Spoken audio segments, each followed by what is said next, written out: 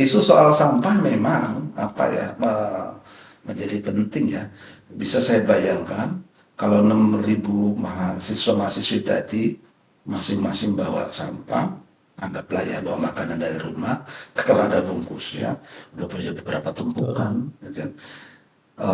Dan ya pasti kampus pasti menyediakan tempat sampah. Tapi memang ada pemikiran juga kalau dari sisi saya yang bawa sampah bawa pulang lagi aja gimana? Ya, oke. Kalau dibawa sampah dari rumah, ya kan bungkus makanan, bawa pulang lagi, taruh di tempat sampah mereka supaya beban pekerja di kampus agak ringan. Betul apa gimana dulu? Oke. Ya, menjadi sebuah alternatif yang menarik ya, Pak Kusnadia. Tapi kemungkinan kita berpikir logis untuk peluang keberhasilannya mungkin. Oke. Karena itu tentunya juga lagi-lagi butuh pendekatan, butuh pemahaman yang jangka panjang. Saya berpikir gini, kalau kita terapkan di situ misalnya sampah yang dibawa itu dibawa pulang lagi.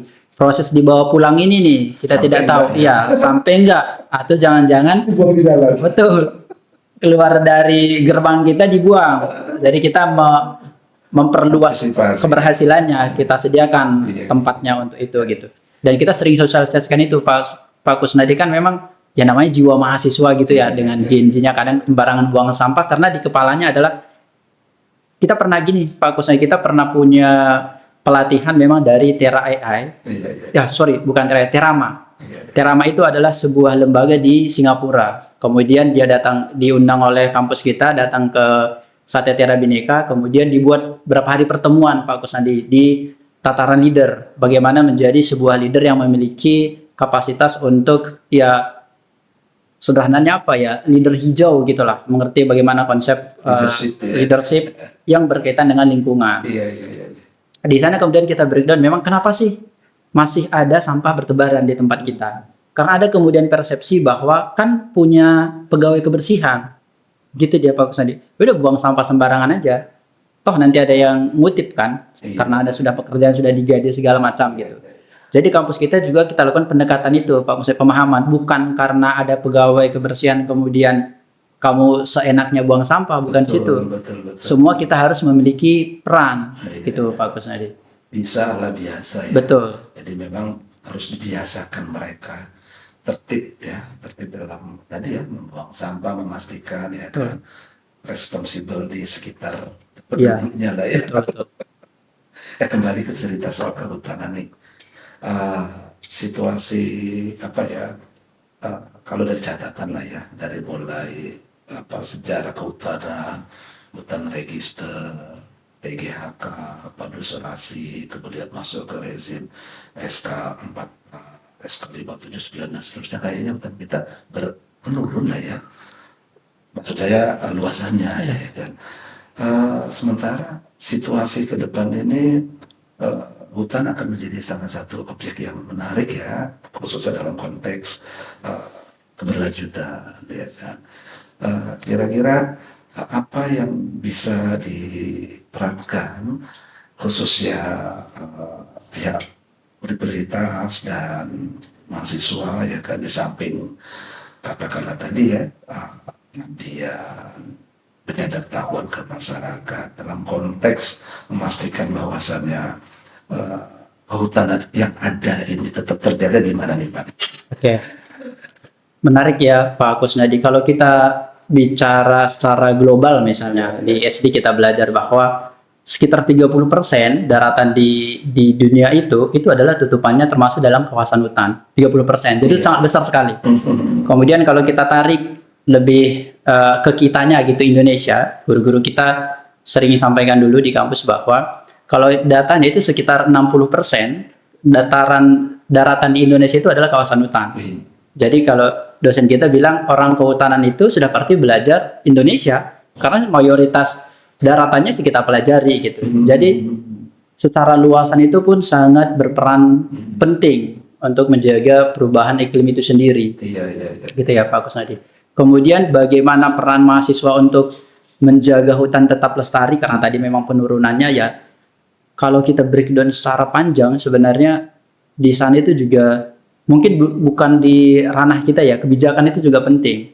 Tapi kan kita belum bisa sampai ke sana. Mahasiswa kita siapkan adalah bagaimana memang mereka selalu memikirkan nanti setelah keluar itu, kita landasi dari sekarang adalah segitiga yang sering kita bilang itu. Setiap tindakan yang dilakukan dalam sektor kehutanan dia harus berpikir berkaitan dengan ekologinya, berkaitan dengan sosialnya, berkaitan dengan ekonominya, gitu Pak Kunadi.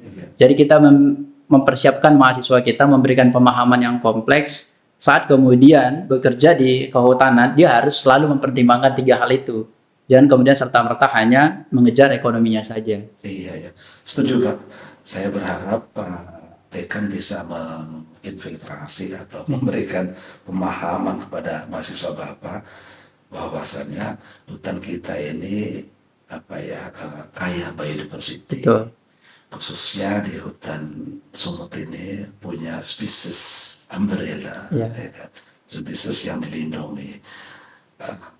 Mohon disampaikan kepada para mahasiswa Bapak bahwasanya kita di Sumatera Utara ada spesies yang sangat dilindungi, itu tadi ada harimau Sumatera, ya, ada gajah, ada orang hutan, dan orang hutan ada 2, Sumatera dan orang hutan Tapanuli. Karena organisasi kami memang sejak didesain itu memang oleh bersama itu menyelamatkan, mengkonservasi orang hutan. Mau dibantu Pak ya, agar mereka bangga. Kenapa? Betul. Saya bilang mereka harus bangga karena hanya ada di Sumatera Utara. Betul. Orang hutan Tapanuli. Kalau orang hutan Sumatera ada di Sumut, ada di Aceh, orang hutan Kalimantan ada di beberapa daerah, orang hutan Sumatera. Dan memang tantangannya bagaimana keberlanjutannya spesies tadi, ya, orang hutan Tapanuli tadi.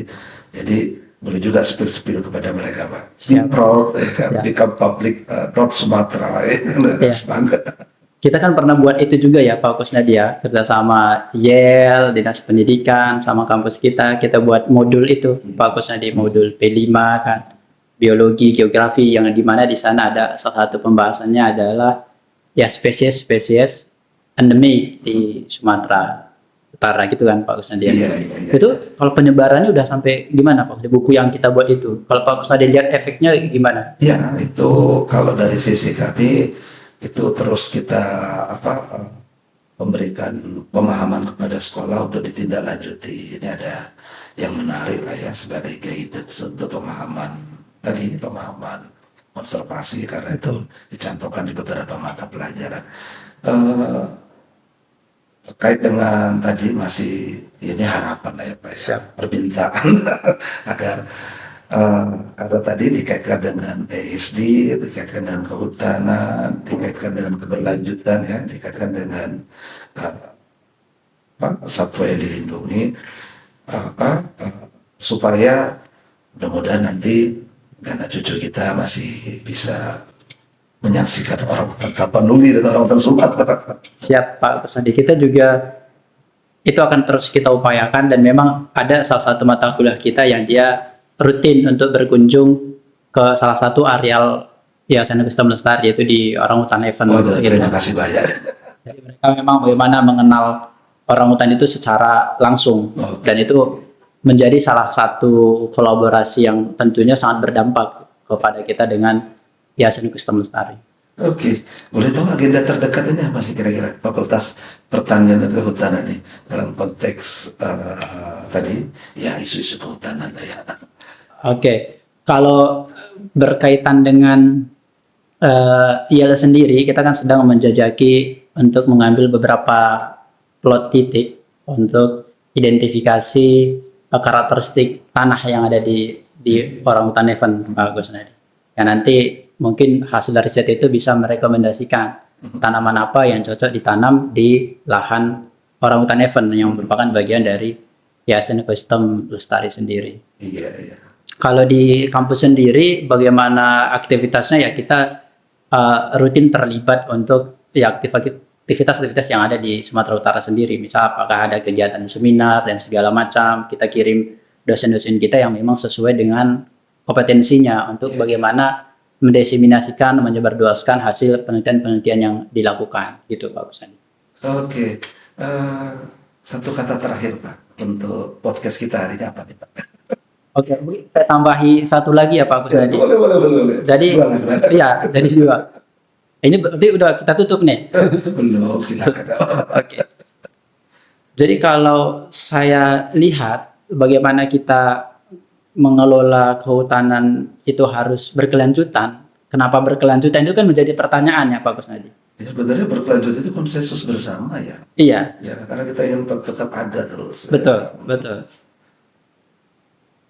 Iya, betul seperti itu. Kemudian saya berpikir begini, kenapa ya tadi itu harus berkelanjutan? Kenapa udah di-cut aja sekarang kan di referensi yang lain sebenarnya manusia itu kan salah satu makhluk yang sangat cepat beradaptasi. Iya. Kalau diberhentikan sekarang di sini diubah, manusia akan berpikir untuk melakukan sesuatu yang lain, gitu ya.